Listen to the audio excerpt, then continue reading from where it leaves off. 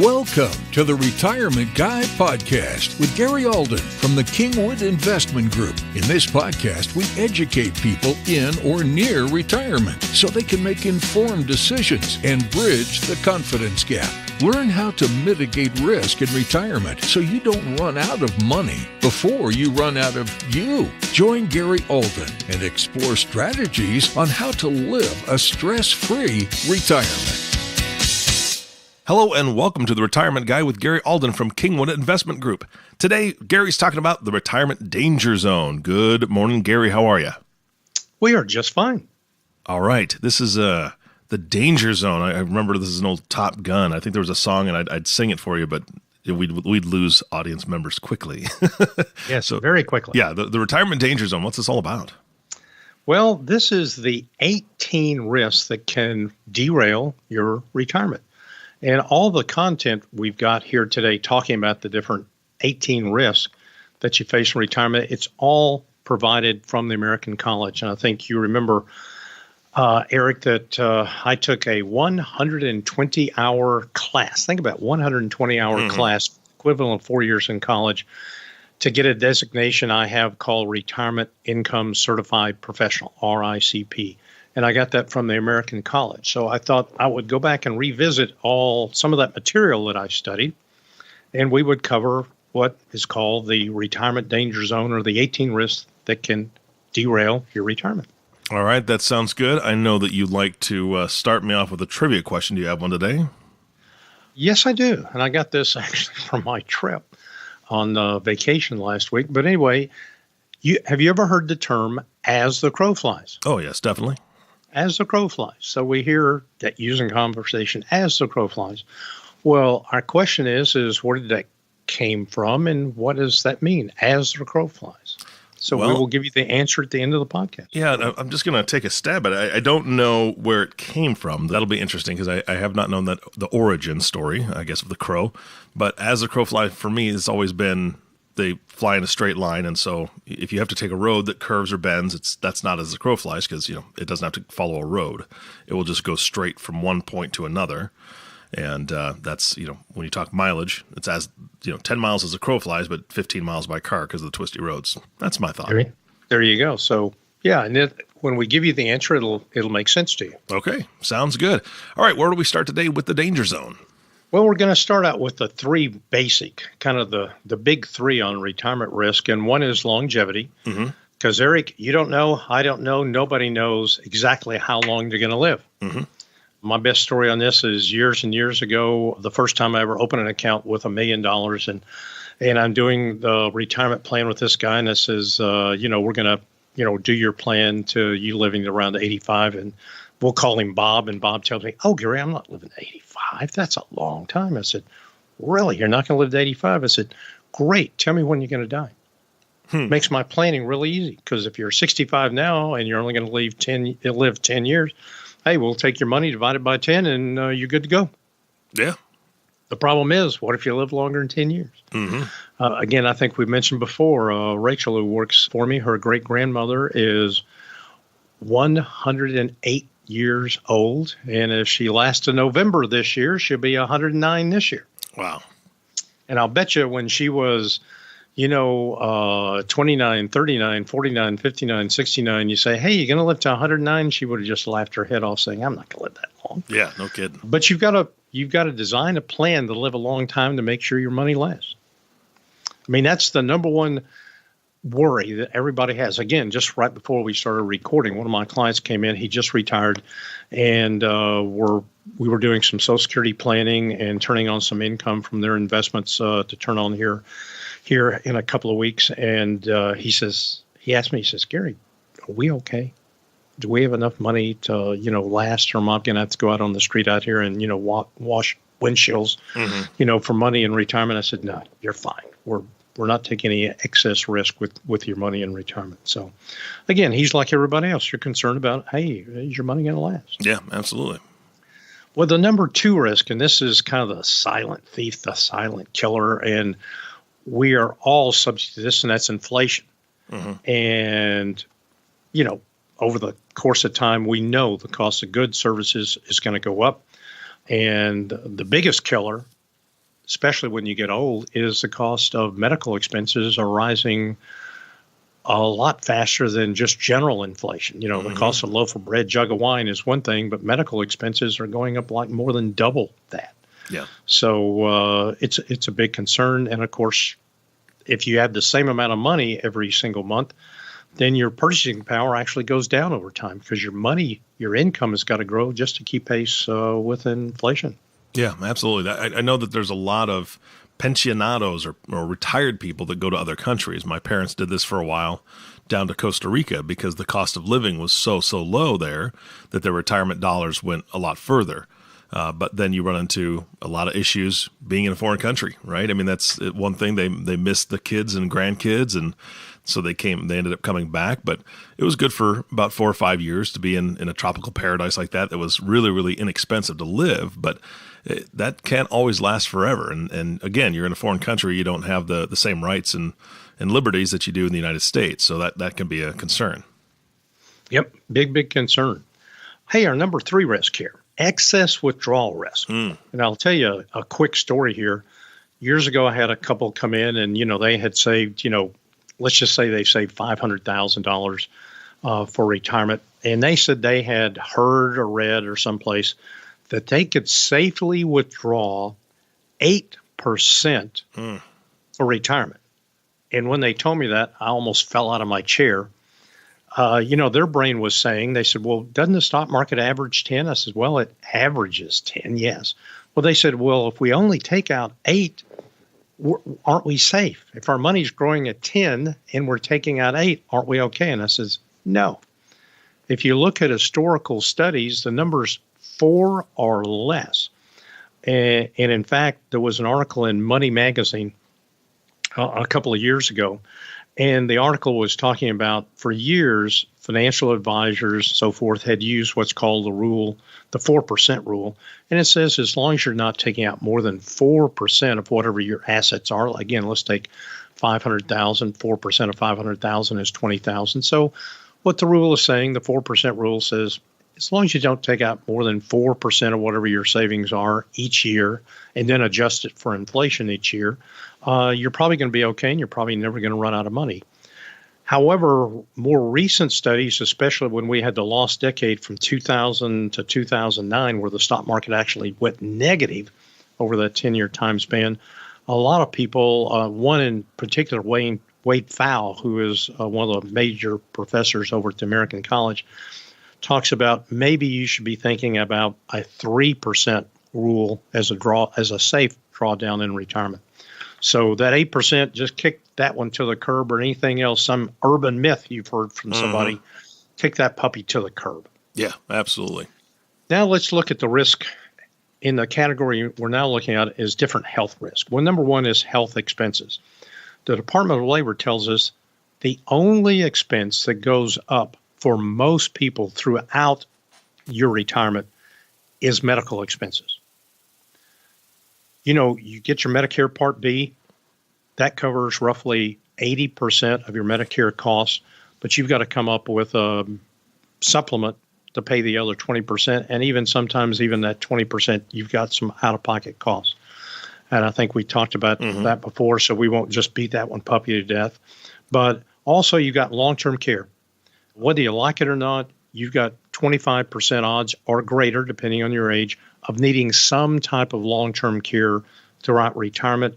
And again, I ask my clients, what is your plan to cover long-term care expenses in retirement? Because Medicare does not cover long-term care. A lot of people think it does. It does not. And then I have several clients that fall into this risk, frailty risk. I think and I saw a couple of people on my vacation last week that probably shouldn't have been on vacation. They could just barely move. You just may not be physically able to do the normal task, around the house, just getting up and walking, taking out the trash. And it can be a big concern. I've got a lady right now as a client. All of her kids live way far away. She doesn't really have that many friends. So she is constantly, literally, to go to the grocery store, calls Uber, goes to the grocery store, does her shopping, calls Uber again, go back home. And so she spends a lot of money just out of pocket on on travel costs because she doesn't drive anymore because of her age. Yeah. And being frail. And then the next one, the last one under the health risk is financial elder abuse risk. And this is family members, maybe an unscrupulous financial advisor or maybe a stranger. They prey on old people. And you read stories in the newspaper about how people have gotten, lost their life savings and stuff. And there is a lot of elder abuse out there. In fact, there's been new legislation passed in the last year or so, especially for financial advisors. So for us to be on the watch out for that if we think one of our clients is the victim of elder abuse. Mm-hmm. Yeah, no, it sounds like these first two really are categories. It sounded like the first three that we covered were pretty much threats to your resources, right? Threats to your cash flow. And then the second section was threats to your health or health issues that you're facing. Is that correct? Correct. All right. And what's the third category? Well, the third category is investments. Okay. And we know there's, and we're going to talk about 4 different risks here. The first one being the most obvious, and that's market risk. And obviously, you can save up all this money that you save for retirement, and you can lose it all in the financial markets. So sometimes one of the things where I know I earn my money, sometimes some client will give me a call and they'll say, Gary, I read about such and such stock, let's put, half of all my money into some cockamamie stock. And one of the things I've got to do is talk them off the ledge and say, no, you shouldn't do that. And because sometimes, people just do things against their own best interest. Legally, as a financial advisor, if somebody is doing something against their own best interest, actually, I can refuse to do it. I can say no. They can always move their account to somebody else down the street. Mm-hmm. But if I really think it's really, really against somebody's best interest, I can actually say no and refuse to do the transaction. Haven't had to do that in years and years and years. Don't think, hopefully I'll never have to do it again, but it is there. We do have market risk. The next risk is interest rate risk, and you read about that in the paper. In fact, just 2 days ago, the Federal Reserve announced that they are going to keep interest rates steady the rest of this year. They don't plan on raising them. But just go back a few months. Last year, the Federal Reserve says, we're going to raise rates 2 to 3 times next year. And that's what they said last year. And a lot of people based their investments on what they thought the Federal Reserve might do. Now the Federal Reserve has come back and said, hey, King's X, we're not going to raise interest rates at all. In fact, there's a lot of people thinking that toward the end of this year, the Federal Reserve might even lower interest rates. So, but interest rate risk, it's there because let's just say you buy a CD and the CD is paying 4%. You can't buy a CD paying 4% today, but just think you could. And it's paying 4%. And you're living on that 4%. And let's say 2 or 3 years goes by and the CD comes up for renewal and now rates are 2%. That's big time interest rate risk because now you're going to get half the interest on your money. Exactly. The next one, and boy, have I seen this a bunch of times, and it's liquidity risk. And there's different versions of liquidity risk. One of the most common is that, you've got, let's say you own a bunch of stocks, Eric, and 2008 comes along and your portfolio's down 40, 50%, but you need some money. You needed to put a new roof on the house or you need a new car or whatever it happens to be. And you just hate to sell one of your favorite stocks because it's down in value because the stock market went down. Mm-hmm. So nothing really wrong with the stock per se, but, it went down because the market went down. So you kind of hate to sell that. So that is a form of liquidity risk. The other form of liquidity risk is you have your money tied up in an illiquid investment. And one of the things the government considers illiquid is real estate. Maybe I own my house, but just because I need to sell my house, maybe to raise some cash, or maybe I want to downsize, what if there's no buyers? Mm-hmm. Then I definitely have liquidity risk. Nobody wants to buy what I want to sell. Yep. And then the last one under investments, and this one, again, we could spend hours on this, but we're going to spend just maybe a minute, and that's sequence of returns risk. And sequence of returns impacts how long a portfolio will last. So once somebody retires and you're beginning to take income in retirement, Significant losses early in retirement can totally derail your sustainability of your income in retirement. On the flip side of that, what if you retired in 1995? 1995, 96, 97, 98, 99, those 5 years were the best 5 consecutive years in the history of the U.S. stock market. And the average mutual fund tripled in value in 5 years. So you picked the right time to retire. But what if you retired in January 1st of 2008? Stock market's down 37, 40%. And then on top of that, you're taking 4 or 5% out to live off of. You picked the wrong time to retire. Yeah. So sequence of returns risk is a definite risk. Next section is employment risk. And we've got 4 sections here. One is forced retirement risk. I've seen that happen dozens of times over the years. People are forced to retire because, one, maybe they got laid off and they can't find another job and they kind of got to retire. Maybe they've gotten to a point of poor health and they've got to retire. Maybe they've become disabled. Again, I've got a client who's doing this right now. She literally quit her job to take care of 2 elderly parents. And that is putting a strain on her because it is a physical and mental strain to take care of elderly parents who are not in good health. Plus, it also means she and her husband are not saving as much toward retirement because she's taking care of her parents. So definite danger in retirement. Then you've got reemployment risk. A lot of retirees plan to work in retirement, and reemployment risk is the inability to obtain employment in retirement. Because I'm sure you've seen people, Eric, I've seen people that part of their retirement plan is they don't really have enough money to really retire fully, but they say, well, I'm going to get a part-time job. Well, what if they can't get that part-time job in retirement? Then the retirement plan is kind of messed up. Then you have employer insolvency risk. The best case study here in the Houston area was good old Enron going out of business. So here you're working for a company.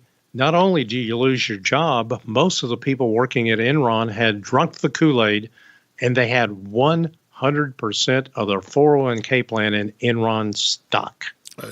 Yikes. So they had you talk about a lose-lose situation. They lost their high-paying job, and then their 401k plan is now at 0. And they're in their 50s or 60s. Those just horrible situations. And it'll happen again. I hope it doesn't happen to anybody listening, but there's going to be companies down the road go out of business. You should not keep 100% of your 401k plan in any one stock or any 401k plan, anything. You don't put all your eggs in one basket. And the last one in this section on employment is loss of spouse risk. So, if you lost a spouse, that is it's a major personal loss, but it also could be a very large financial, economic loss because you're losing a paycheck. If they're on Social Security, you're losing a Social Security check. And then it's costing you probably more in most cases in taxes because instead of filing jointly, you're filing singly, and you're probably going to be in a higher tax bracket, even with less money. And then we're going to wrap up here, Eric, with the last 3 things here. And the last 3 dangers. One is unexpected financial responsibility risk. What's that? And let's just, there's 2. And a lot of people listening have done the first one. One of the kids moves back home.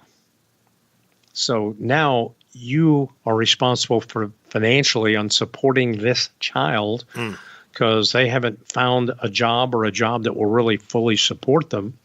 Or one of the worst cases I've ever seen is clients. Somebody knocks on the door, they open the door, there's their daughter, and the daughter says, here's my 2 kids, you raise them, I can't, and the daughter leaves. So now you're in your 60s or 70s, you thought you were through raising kids, not only the physical and economic cost of raising children, big cause, but then the other issue is, hey, you thought you were going to have a nice, pleasant, easygoing retirement. So that bubble is now burst. Then timing risk.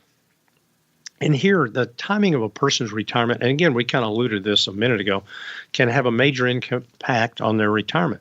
The problem is there's no way to know how the market is going to perform every year. So is it 1995 and the markets are going to the moon, or is it 2008 and the markets, are going in the toilet? Yeah. So that's timing risk. Nobody can time that.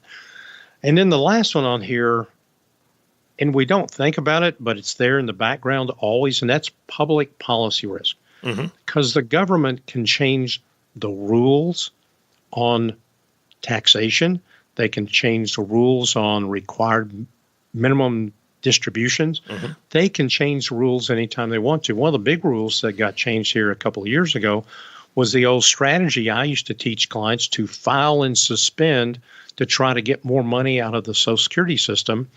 And most people cannot do that anymore. In fact, the vast majority of people can't do it anymore because you had to be born before January 1st of 1954 to take advantage of that particular strategy. So most people in retirement, were born after that, and so they can't take advantage of that. So public policy risk, they change the rules. And I'm not sure whether you read this or not, Eric, but they're talking about in Congress changing the required minimum distribution to age 72. I did hear that. And they're also talking about getting rid of, quote, inherited IRAs as they are now structured. Right now, let's just say, Eric, you inherited an IRA from your dad. You can stretch the taxation of that money out over your lifespan. That's the way the law is right now. Under the new law, if it passes, if you inherit money, you have 10, you say you inherit an IRA from your dad, you have 10 years to totally take that account to zero. Got it. Yeah, I had heard that might be a change. So they're looking at all that. So when you retire, well, I kind of view it as let's use the analogy you're climbing a mountain. So what is the ultimate goal of climbing the mountain? Some people would say, well, I want to get to the top of Mount Everest. And that's really true if you're a mountain climber, but there's more to it than that. The other part about climbing a mountain is getting back down to base camp safely. Yeah. And if you've ever read the numbers on climbing mountains, more people die coming down the mountain than going up the mountain. So I'll use the analogy, while you're saving for retirement, you're going up the mountain. But when you're now withdrawing money in retirement, you want to get down the base camp safely. You're in retirement, you're withdrawing money out, and I use the analogy coming down the base camp safely. We don't run out of money before we run out of ourselves. And kind of the bottom line on all this, everybody listening needs a retirement plan, a financial plan in retirement. And a couple of questions everybody needs to ask themselves, do you want your income in retirement to be guaranteed for as long as you live? Would you prefer not to depend on the performance of the stock market? Do you want your financial plan to address each one of the 18 risks that we covered here today? Do you have questions regarding Social Security claiming strategies? Do you have questions regarding Medicare? And Medicare is just totally crazy government. I mean, it's a good plan, but it's got so many rules and regulations out there. And then kind of lastly, would you like a lifetime of income where you can't destroy it, you can't outlive it, and you can't lose it even if you die too early? To me, those are some pretty good goals to have. Yeah, definitely. And again, everybody listening out there, find yourself a good financial advisor that knows the whole scope of retirement, not just the investing part, but the Social Security part, the Medicare part, you name it, to be well-rounded in retirement income planning. Go find that person and have them help you through retirement. Get help. Don't do it yourself. Absolutely. Don't go alone. Yeah. And if people want to reach out and ask these questions, Gary, how do they get a hold of you? They can go to our website, www.thekig.com. That's thekig.com, the KingwoodInvestmentGroup.com. Or give us a call at 281-359-7900. Talk to Rachel or Aurora Jill, and they'll get you on my schedule. Yeah, I think I would encourage every person listening to this to go straight there. Don't take the curvy road. Go as the crow flies. Go straight to the website, or go get to the phone and give Gary a call, which will bring us right back to the As the Crow Flies trivia question. I thought that was I right? That's pretty good, Eric. Good segue. You like that segue? Yeah, good segue there. Right. Well, as the crow flies, I did not know this till I went on my trip last week. And every day on the trip, we had since we're on a boat, we had a new nautical term. And the nautical term that day was as the crow flies. And what they used to do back in the old days, I guess before we had maps and radars and sonars and all that good stuff, is ships would carry crows with them. And they would release a crow, and crows apparently have some kind of homing device, and crows would go straight for land. So if they thought they were close to land, but they couldn't see it, they would release a crow. And then hence the other nautical term, the crow's nest. And that was a little platform way up high on one of the ship's masts. And the guy would, shimmy up the pole, and he would watch where the crow went, and then the ship would follow. So as the crow flies, going find land. So that's what the term refers to. Well, thank you. I did not know that part of it. That's awesome. The crow's nest, I've always heard of that, but I never knew what that referenced. So that's great. By the way, Eric, and this is true of all of our trivia questions, if you ever win a whole bunch of money because you answered one of these questions right, I get half. Oh, look at the time, Gary. It's time to wrap up the podcast. Is there anything else you want to add besides? No, I think that's about it. All right. Well, thank you for your time today, Gary. It's great information, and people have your number, so they'll reach out if they need anything from you. And thank you all for listening to the Retirement Guy podcast with Gary Alden. If you have not subscribed to the podcast yet, please click the subscribe now button below. This way, when Gary comes out with a new podcast, it'll show up directly on your listening device. This makes it much easier to share these podcasts with your friends and family. Again, thanks for listening today. For everyone at Kingwood Investment Group, this is Eric Johnson reminding you to live your best day every day, and we'll see you next time. Thank you for listening to the Retirement Guy podcast. Click the subscription button below to be notified when new episodes become available.